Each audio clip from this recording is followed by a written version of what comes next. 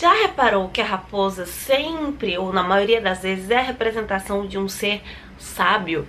Talvez pelos seus olhos, aquelas orelhas grandes que conseguem perceber e captar as coisas nos mínimos detalhes. Ou às vezes simplesmente a raposa é aquele amigo maluco que fala nada com nada, e dentro dessa ideia aparentemente sem noção, você aprende coisas muito importantes. Não só coisas que você acha interessantes, que você queira ouvir, mas aquilo que você precisa e muitas vezes não quer.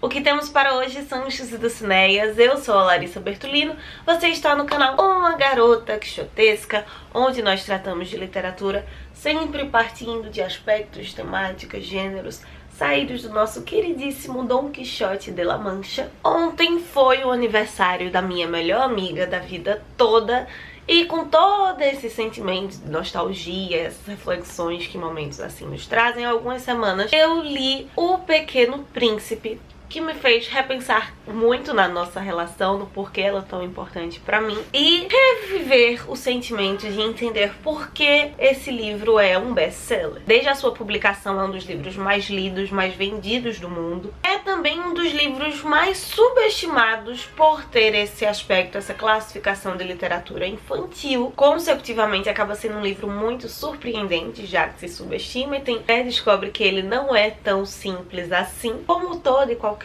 né, dos bons clássicos infanto-juvenis. Como o nosso queridíssimo Dom Quixote, O Pequeno Príncipe vai falar sobre sonhos, vai falar sobre amor, sobre amizade, sobre liberdade e vários outros assuntos muito importantes de uma maneira muito interessante, que muitas vezes são ignorados pelo prestígio desses outros temas. Eu acredito que, além da história ser singela, as ilustrações clássicas dele, feitas pelo próprio autor, também são muito delicadas e acabam nos chamando a atenção para aquilo que é ordinário, corriqueiro, muitas vezes consideramos sem tanta importância.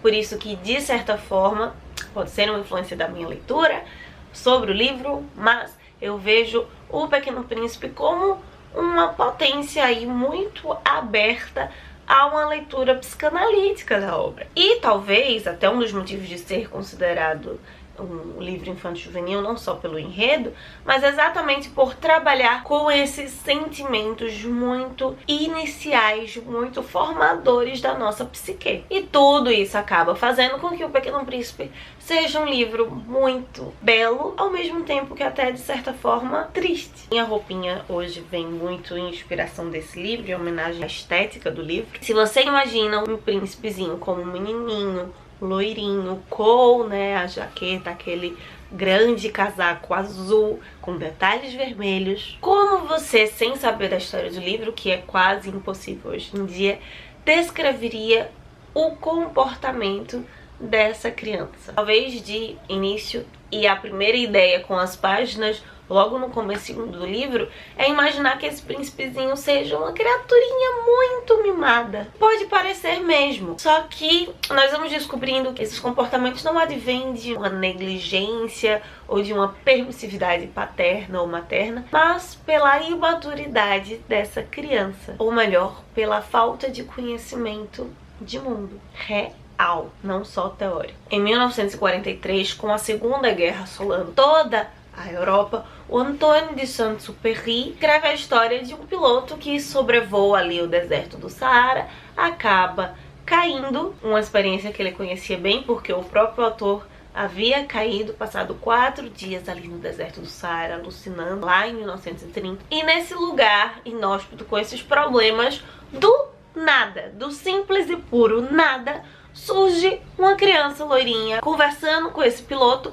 e pedindo para que ele desenvolva, para que ele produza coisas que naquele momento, ou talvez em momento algum, seriam serventia de algo, desenhos, arte. O que já começa com uma baita ideia, uma baita reflexão, um simbolismo muito interessante desse período da década de 40 na Europa. Lugar que muitas vezes, com a forma como nós estudamos, acaba sendo o berço das belas artes, o berço desse pensamento, aquilo que poderia ser classificado como o que nos humaniza, né, a arte como ente humanizador, e que não adiantou de nada porque os grandes produtores das grandes obras clássicas estavam ali se destruindo uns aos outros. Esse homem vai estar então produzindo ali, desenhando carneiros diversos, caixas, chapéus e outras coisas mais. Se você ainda não leu, não vou te dar tantos spoilers ainda. E enquanto produz essas ilustrações dentro desse momento de interação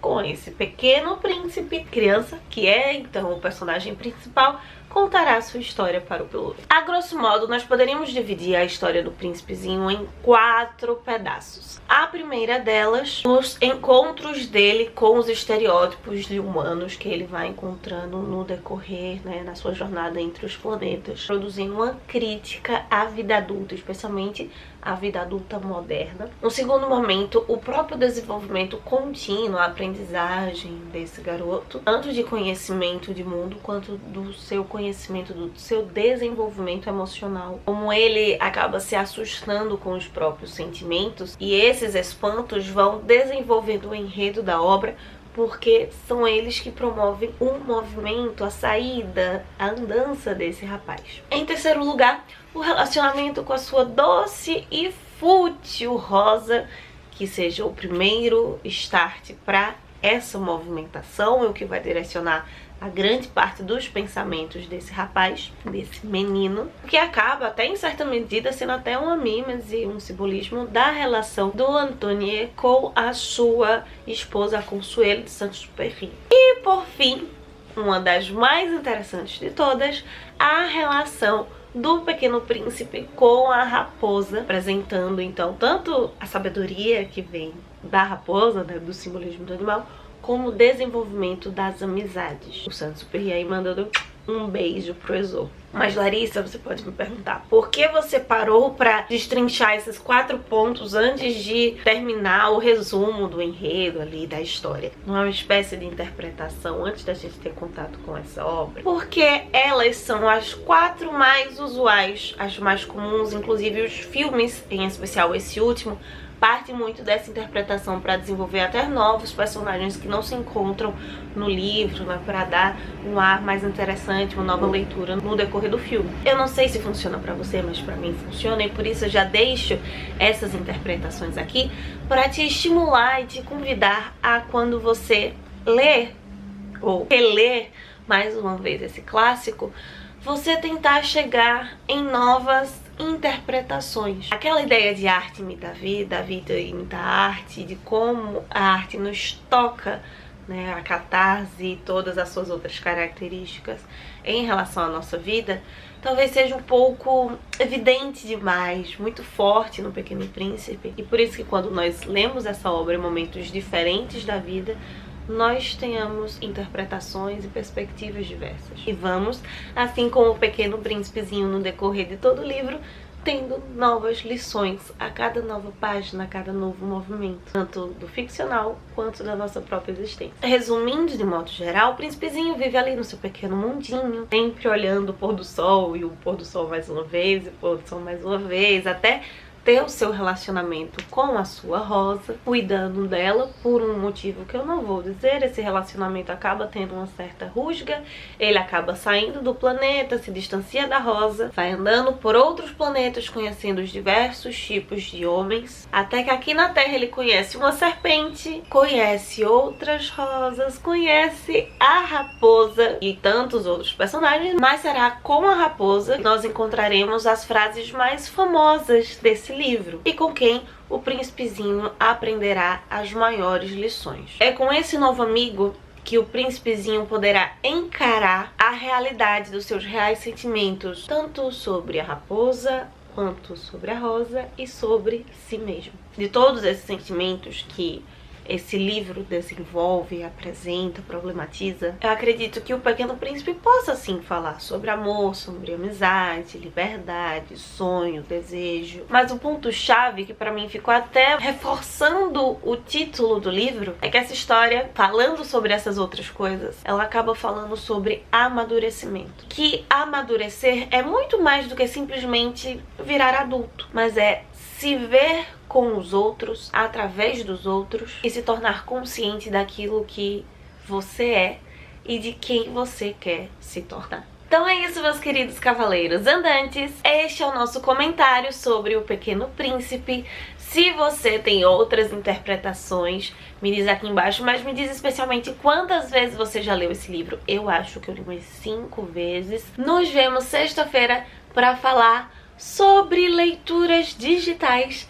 Na segunda nos encontramos com mais um episódio do nosso Ulisses. Enquanto isso, que possamos sair da biblioteca e ver muito além dos moinhos de vento.